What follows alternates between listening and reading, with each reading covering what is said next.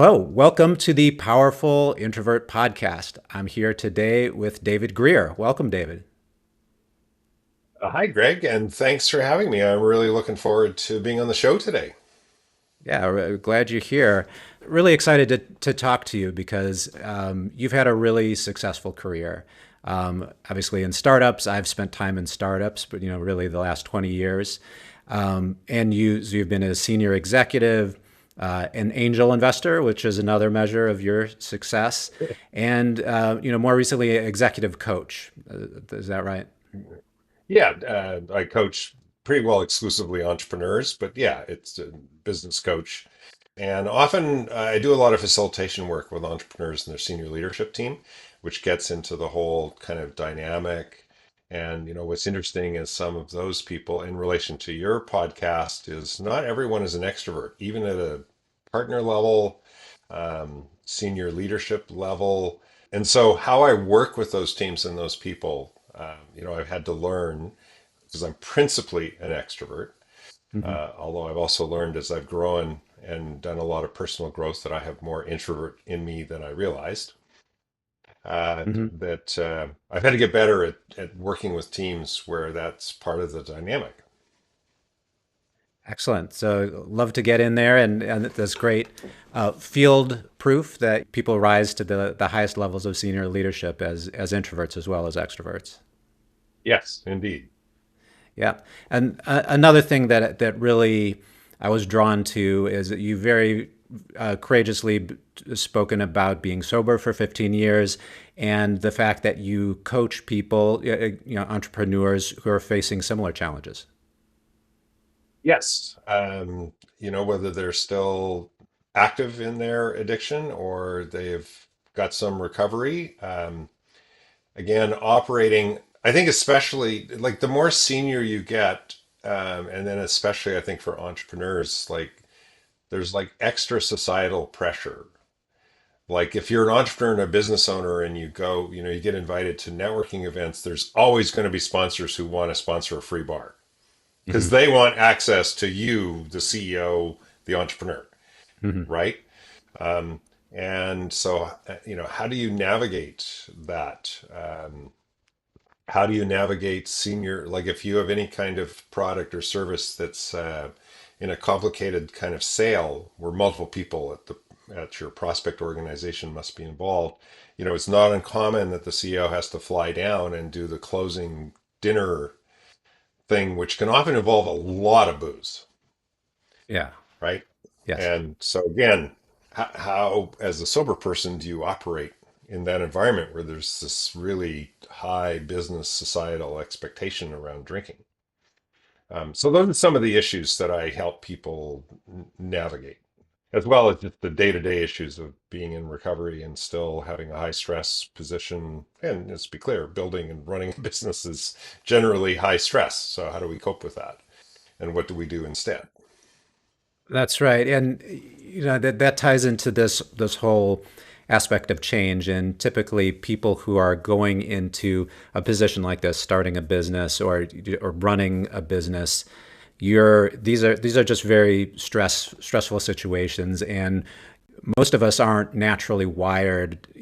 For our nervous systems aren't wired to be able to handle all of that, and so you have to adapt and develop the capacities to meet those situations. Well, and I think for all of your listeners, irregardless of what their position is and what they're doing, like life has stressors that's part of being human, to varying degrees. So one of the things I work with clients on is what do you do to build your resiliency?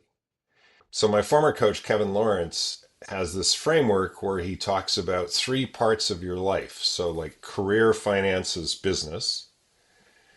Then like life and relationships. So that's, typically your spouse, your kids, your friends. But especially for high performing people, but really for all people, there's this piece in the middle, which is self. And particularly high performing, I'll speak mostly for high performing individuals because I'm one and that's mostly what I work with. Mhm. Highly driven people. They're really bad at looking after themselves. I help people often just rediscover like what are those things that really renew you, that give you energy, that let you have a time out, and how do we put more of that intentionally back into your life? And societally, um, at least in the West, we have this real issue with being selfish. And even sometimes when I'm doing things that are just for me, I have people around me. Well, you're being so selfish. Well, yeah, I am. And this is what I need right now. Right? Like it's no apologies needed. Like I'm worn out. I've been working too hard. I need to have this. And it's taken me a long time to get to that point where I'm okay doing that. Like I'm a people pleaser. This idea of doing things that are just for myself is actually being quite a difficult piece of personal growth. My former coach Kevin Lawrence also talked about this model of making sure like when you plan out a quarter, like what are you going to do for your career and business? What's one major thing you want to achieve in your life relationships, but like what's at least one thing you're going to do in this quarter to like build your resiliency, go on a trip, like jump out of a plane, go race a car, or for me, go sailing. Um, and he talks about a pendulum. So if we're of service to others, and really at the extreme, we are completely selfless. And then the pendulum swings back the other way where we're completely selfish. And like most pendulums, like it needs to swing back and forth and ebb with what's going on in our life. But if we are completely selfless, we will burn out. There'll be nothing of us left. Hmm. I mean, and this is what happened to me with alcohol, right? Was it took over my life, and there was nothing of me left towards the end until I got into recovery, right? And could recover myself really was what was most important. And then by doing that, there was more of me to be available for others. Right. That's really the key. And whether it's people who are pouring themselves into their work, or they're struggling with addiction from the outside, that feels very selfish or looks very selfish. And but there's not going to be anything left of you for other people unless you are taking care of that part of yourself. Yeah, like in my case, I was a super high performing alcoholic, so I still probably was about 80% there, but there was 20% of me that wasn't present, that wasn't there, that was completely consumed with where am I going to get my next drink. And you know, I remember one Saturday afternoon, and it's like we're at the playground with the kids and everyone's having fun. And I'm like making up some excuse why we need to get home because it's now 6 o'clock, which the only reason we needed to get home is so I could start drinking. That's it. And that's really being to me beholden to that addiction.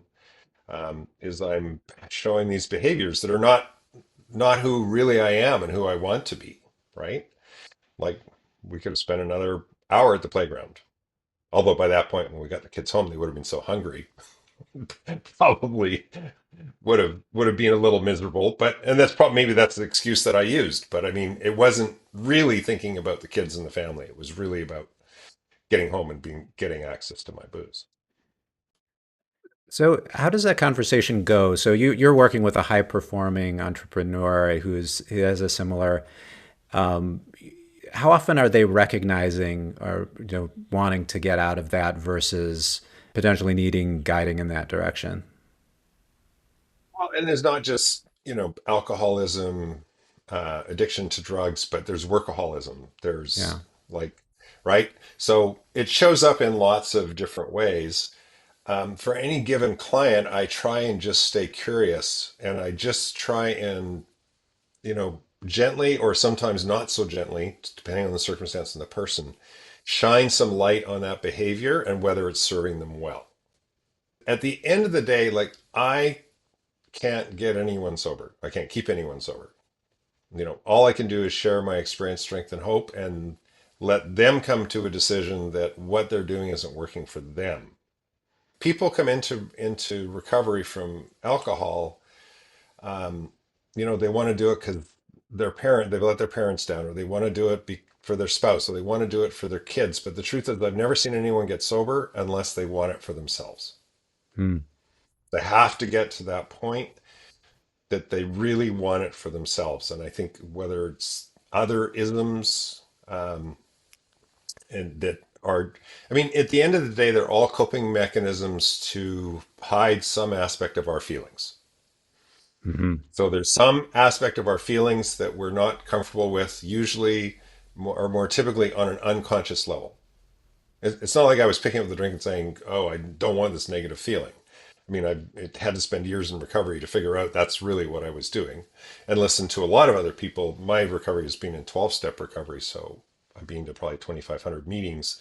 I've heard a lot of people share, and the commonality is not our drinking history or our careers. What's common is the Yeah. feelings of inadequacy, feelings of not being good enough. One of my biggest fears, I'm not good enough, right? So Hmm. what do you do if your biggest fear isn't good enough? Well, one of the things, you become an overachiever. One of the things is you become a people pleaser. If I do enough stuff, you'll like me, and then I'll be good. I'll feel like I'm good enough. But that's a never-ending spiral. Like, Hmm. because if that's good enough, then like I got to do like twice as much next time. A lot of my growth in 12-step recovery and personal growth is just like, I am good enough as I am today. And you're a human doing your best, and I'm a human doing my best. And that doesn't make me better than you or worse than you. And it doesn't make you better than me or worse than me. And, back to kind of the topic of your podcast, like, again, like whether you're an extrovert or an introvert does not make you better than me or worse than me. It's just we show up in the world differently. And how can we help each other to show up at our best, being who we are? Right. I'm really curious about the point of change and what brings people around because and I love the way you frame that. We're coping with these emotions that seem overwhelming to us on an unconscious level, and there is something that has to change in the person for them to get to that point where it's not just they want it for themselves. They in fact feel like they deserve it in some level. Because I think part of some of those feelings is that you don't at some level feel that you deserve better. You don't deserve to change because of all these negative feelings. I've said a few things, but like, what have you observed is that point of change for those people? My observation is that point of change is different for every individual. I can only talk about my point of change. So I was a daily drinker for over 20 years, and essentially for that entire time, I was in denial about my drinking. Complete, utter denial.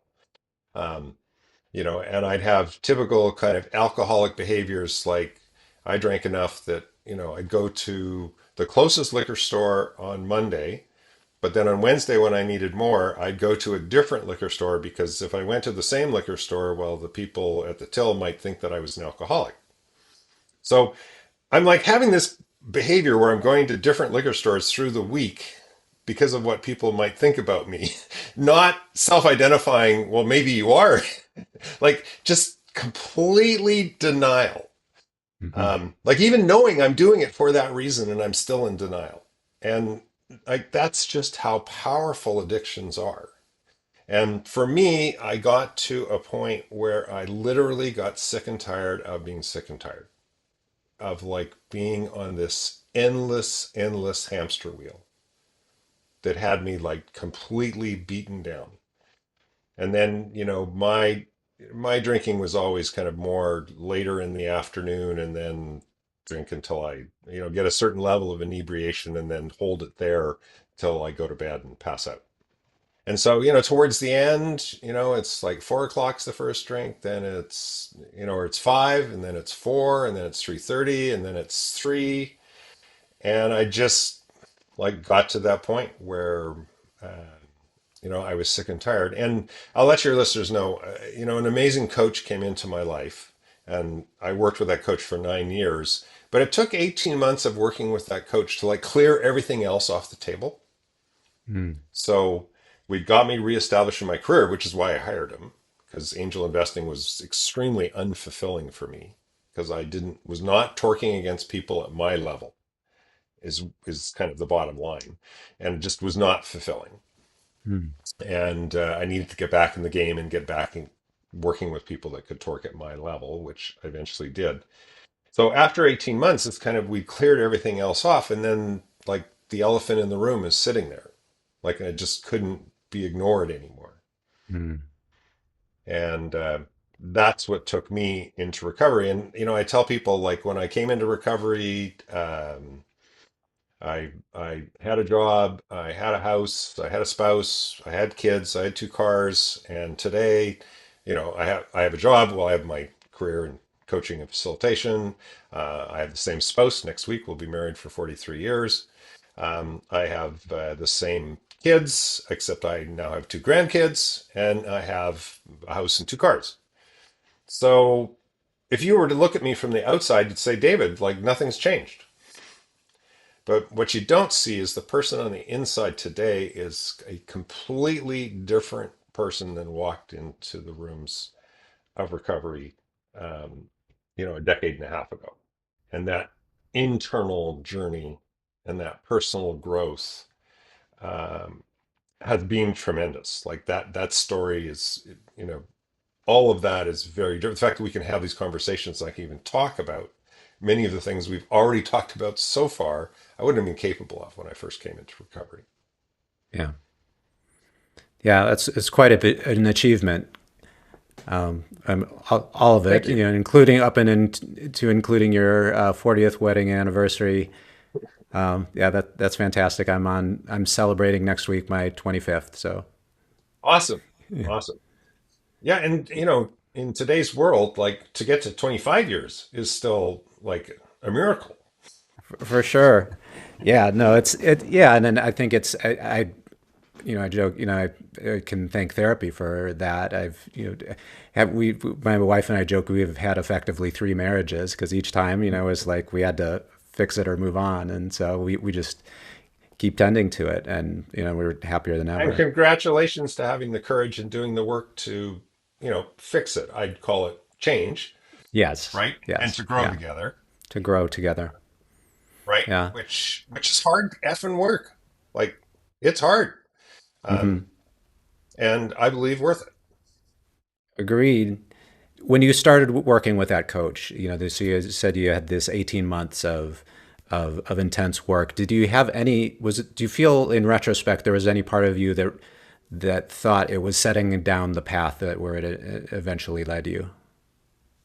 Zero. None. Absolutely not. I never would have hired him if I thought that that was going to be the outcome because I wasn't ready. Like, and that wasn't why I hired him. I hired him because my career was completely unfulfilling, and I met him at an event, and he made me more uncomfortable than I've been in 3 or 4 years. I had tears in the corners of my eyes from just a couple of questions he asked me. But Kevin also is my kind of person. Like, you're all in or you're all out. So, like, our first coaching session was on my 50th birthday, August 9th, 2007. And with Kevin, like your initial coaching session was 2 8-hour days. Like Yeah, all that's in. that's all in Yeah. for both of us. Like that's a commitment. Um, so when I got to the point, of admitting to him I had a drinking problem, I also knew we had worked long enough together and built enough trust that I knew once I told him I knew he would never let me off the hook. I didn't know what it would look like. I didn't know a lot of stuff. I just knew that once it was out, there was no taking it back. And as it turned out, he had a recreational home in Washington State, and a lot of summers there, sitting around the campfire, he'd met a couple of people with like 20 years in 12-step recovery, and he doesn't have a drinking problem, but he's an infinitely curious coach. So he'd had a lot of conversations with people about their recovery and how they came in and how it worked and for them. And so when I showed up with the drinking problem, he knew how to coach me. He had a solution. which I didn't learn probably for 5 or 6 years after I got sober that he had this experience. Um, and then it came out in a conversation we had. I made a commitment to him. That was a Tuesday, January 27th, 2009, and I made the commitment to go to a meeting by that Friday. And then, being the overachiever that I am, later that afternoon, I was going downtown for a networking event. I knew it would end about 8, so I went online and I looked, and lo and behold, there was going to be a meeting a quarter of a block off the road I'd be driving down to go home at 8:30. Like the universe meant it to happen. So I walked into that meeting. It took me years before I admitted how scared I was to Mm. go to that meeting. And a month or so later, I made it my what's called a home group, which is the group you commit to being of service of and showing up every week. And I was there this week, same group. And one, two, three, there was at least three people in the room on Tuesday night who were there the night that I walked in That's awesome. that have been there to witness my entire journey. And that I can't explain how special a feeling that is to have those people in my life and to still have them being a witness to my sobriety. It's really beautiful. Just thinking about the steps that led you to that path, and it sounds like that relationship with a coach was this crucial bit. You had established a strong bond of trust to him. This was somebody who you trusted to hold you accountable and keep you honest. Yes. And because the program I practice is the spiritual program, I've really come to really believe that the universe put Kevin in my path so I could get sober. Hmm. And what a gift that's been. And recently I celebrated my 16 years of sobriety, and here locally in Vancouver, we do that by what we call having a cake, which means mostly that I'm asked to share more extensively about what it was like, what happened, and what it's like now, and I bring a cake.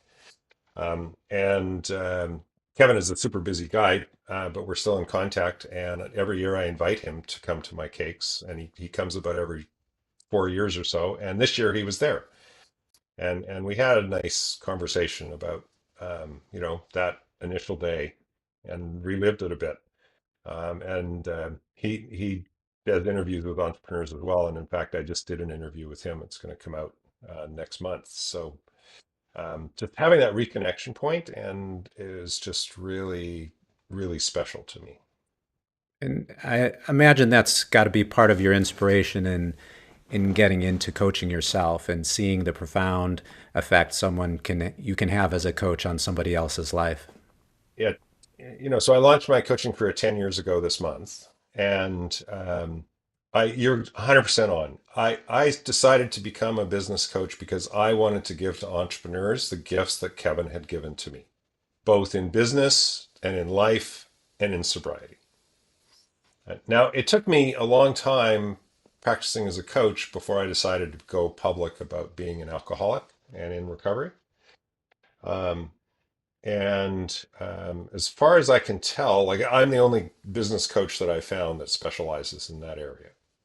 There might be others, and hey, if that's what you do, I would love to hear from you Hmm. and be able to compare notes. But and even if entrepreneurs are, people ask me, are they more prone to being alcoholics? And I've looked at lots of research, and no one knows. But roughly 10% of the population are alcoholic or have alcohol use disorder. So even if 10% of entrepreneurs have alcohol use disorder, that's a lot of people. So, Yeah. um, I'm thank you for having me on your podcast and letting me talk so much about this particular topic because, um, this is my purpose in life is to share my experience, strength, and hope and let people know. And whether you're an entrepreneur, no matter what your role is, what you do in life, if you struggle with alcohol, I want you to know that there is a solution. And in my experience, you can't solve it on your own. You have to reach out for help. In my case, it was Coach Kevin. Um, I mean, 12-step meetings are free. You can look them up online. There's an app for it. Go. There'll be people who'll be very very happy to be able to help you. So that's like the overreaching message I really want your listeners to take away. Yeah, absolutely. I'm really glad to amplify that message. I've done some thinking about this too, and I've written about it. And I think what you say is right. Whether even if you are not struggling with alcohol addiction or a more minor form of it, even I think the mechanism, the way humans struggle with these types of things is it's all the same. It's the same. We have these same kind of underlying fears and issues that we drive with. And I'm also a believer. I've benefited from having a coaching relationship who really held me accountable and whom I trusted enough to do the personal change work for myself that's allowed me to be very different and show up very differently in the world. And I think there's something unique about a coaching relationship that can help you bridge the gap. If there's ever something that you are struggling with, you feel like you can't, you don't, the person you are today cannot see the path to getting to where you want to go or feeling better or having a difference in your life, that's a very viable option. And there are people out there who can help you. Yes, totally. And the flip side of that, so I've had a coach now consistently for like 17 years. Um, so I talked about like doing things that are selfish, like that are just for me. So having a coach is one of the most selfish things I do. Like it is 100% for me. It's not for my clients, it's not for my spouse, it's not for my kids, it's for me. And what a gift that is. Like to have that one thing in my life that, and to have that person that I know is 100% in my corner. Hmm. And, for your listeners, if we talk more in the corporate environment and, growing, like if you can't afford a coach, find a mentor.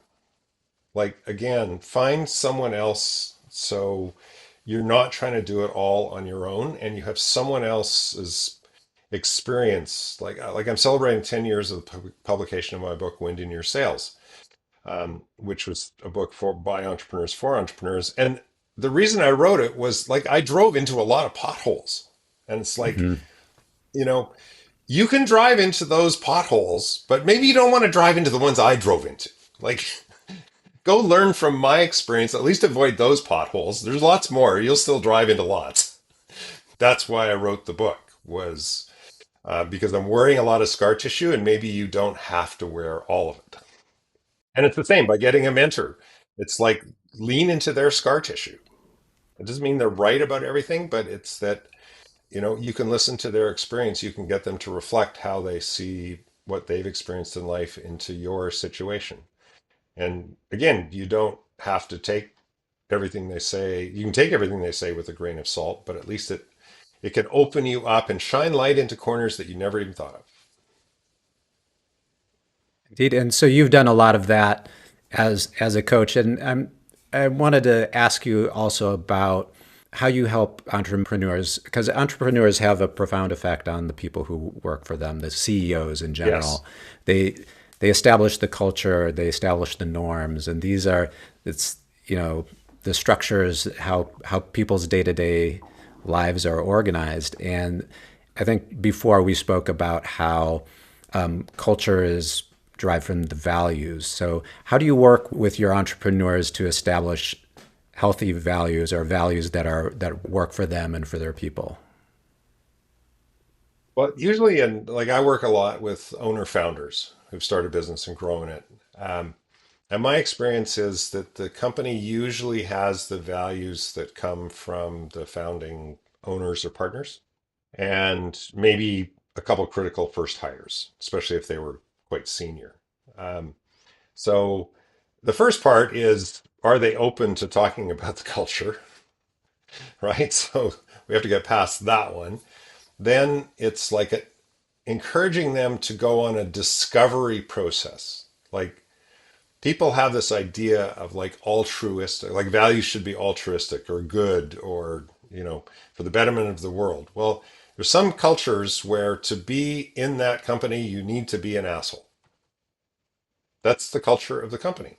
And I don't judge that. It's not the kind of people I like to work with, but I don't judge it. I mean, there's some really big, really powerful companies that have got built with cultures like that. Hmm. Um, so, first of all, can we go on a discovery process, which, in Good to Great talks about it. There's a couple exercises. One is if you were going to go to Mars, who in your team would you take with you? Um, or another way to ask the question is, who would you rehire in a heartbeat and why? And what characteristics do they demonstrate? And from that, like go on this discovery process. These are our values. Now, you may want to over time change some of them, although that probably will require changing, and it may require you changing some of the people in the company. Um, and then, having discovered the values, you have to make a decision as the senior leader whether you're going to actually live them. Mm. Because employees, you can write all this stuff down and put it on a wall and talk to people about it, and rah rah rah. But I tell you, every employee is going to watch every move you make, and if you violate those values, they're like, "Oh, well, that one doesn't count." So you have to really deeply live those values. So the work I do is around a lot of stuff from Vern Harnish, his two books, Rockefeller Habits and Scaling Up. And he in both of those books, he talks a lot about culture. Um, and that's because those cultural values really define people's behaviors. Like people behave certain way when they have these values. And when you have a lot of people who have similar behaviors, now their personalities can be different, their skills can be different, but like they're straight shooters. They tell the truth. Like I have one client, that's one of their core values. Hmm. Um, and so what happens if you bring someone into the organization, hire someone who's not a straight shooter, like usually they get ejected like a virus because they're just not consistent. And when everyone's behaviors are aligned, you need to communicate less. And people just operate better together and achieve more because their behaviors are consistent with each other. Even Mm. still leaning, again, I want to make sure we're not talking like you, I think, might have talked at the start of the conversation or maybe before we started recording about a firm, who hired everyone who liked a certain sports team. Like, that's not a behavior. That's not like anything, actually. Uh, we're looking at things that are significantly deeper. And then I do a lot of coaching with entrepreneurs around difficult conversations. And all of us avoid difficult conversations to one extent or another. And then if you're like me and a people pleaser, like you really avoid those conversations. Um, Hmm. but now as a coach, I am much more comfortable having difficult conversations with my clients. And, and those difficult conversations are either pointing out like a value transgression where people are not operating in a way that is consistent with the values of the company, or the accountability discussion. Like you've assigned them a task, they're supposed to do something by a certain time, they don't do it. And, we tend to, I'm Canadian, so like we apologize before we've even stepped out of the door um, Hmm. because that's our culture. But that doesn't work well in the business environment. I mean, you need to hold people accountable, and if they don't like you for it, that's okay. Like, and we think it's not kind. Well, I'm going to call this person on their shit. Well, I would argue that that's the not calling them on their stuff is the most unkind thing you can do because they have no opportunity to learn. They have no opportunity to know what's working, what's not working. They have no opportunity to grow and be a better self in the future because you haven't given them the feedback that they need. So the most kind thing you can do is hold people accountable. Yeah, that's really true. That's a deeper, a more true level of kindness. Yes, but I have this conversation with clients who, oh, I want to be kind. Well, you can have the Hmm. conversation in a kind way. Like you don't have to blast them. You don't have to make them wrong or bad. You do have to point out that this is the expectation. This is what was supposed to happen. You can be curious with them about why it didn't, but you still need to hold them accountable. Right. You can deliver an unpleasant truth without being unkind. Right. Yeah. Or yeah. So sometimes people talk about being nice versus being kind. I think kind is really doing what's best for the person and the individual, and nice is kind of smoothing the surface to not Right. disturb things. Yeah. That sounds like great advice, and I think we talked about this before. Not every company is going to be a great fit for your personality, and so for people who are maybe quieter, or you don't like people who are assholes, or you're kind of more into kindness. There are going to be some companies and cultures that are just not a good fit for you.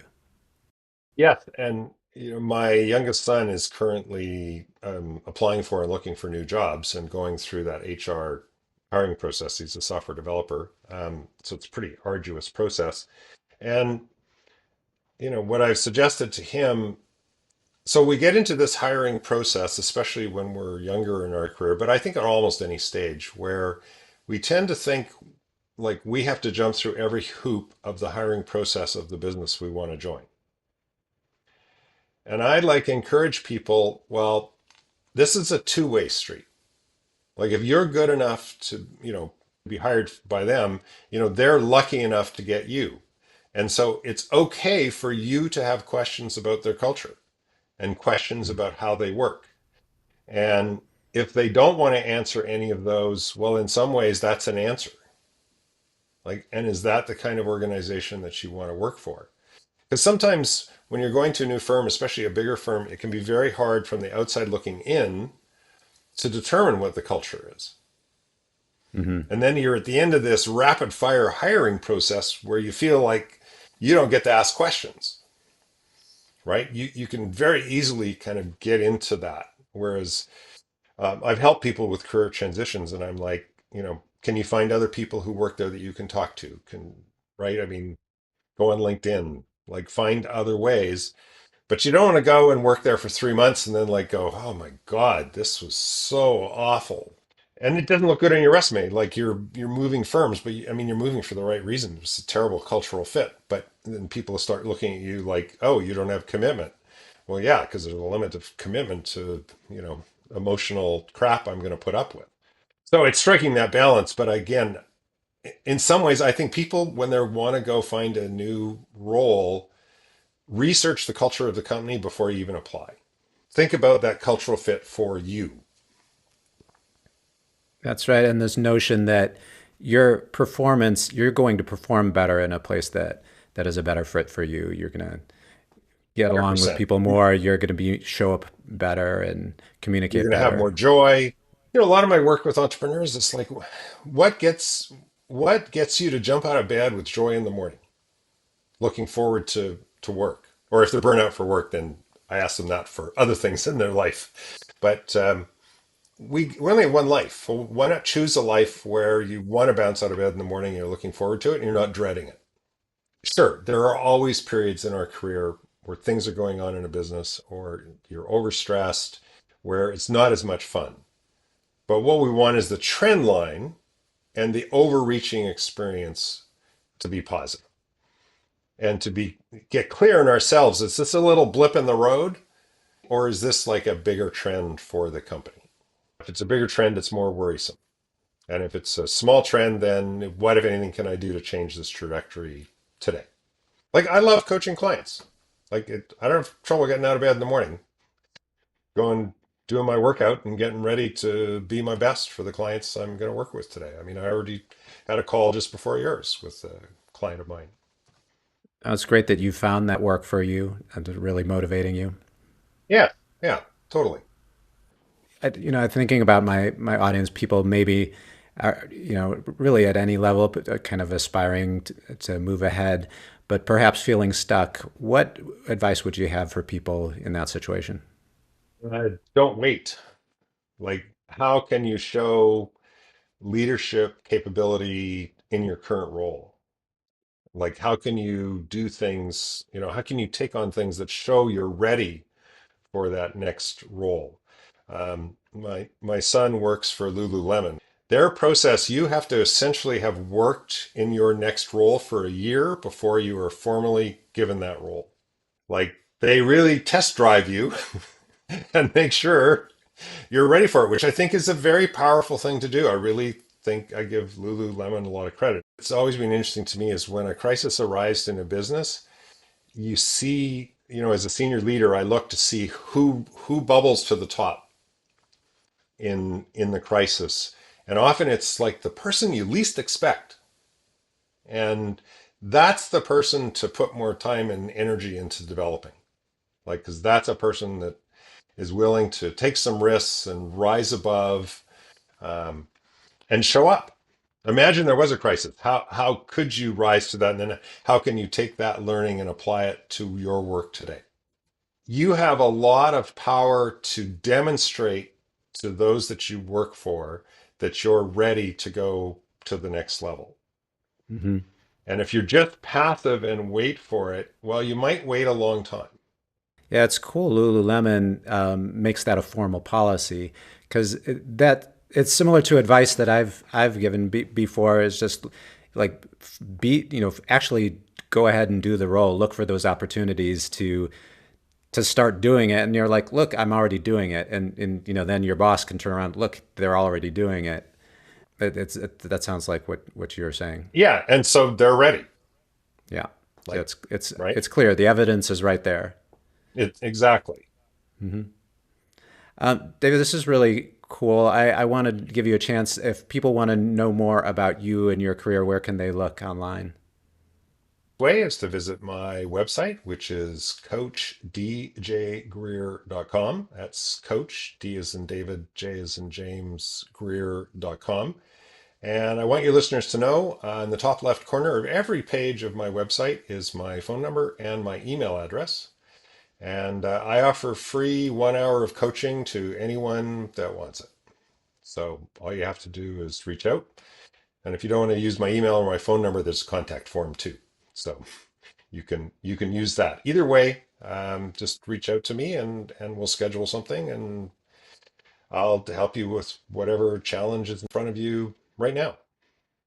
That's very generous, just like you've been very generous in sharing your life story and your advice with me here today. So thank you so much, David. Oh, thank you, and thank you for having me.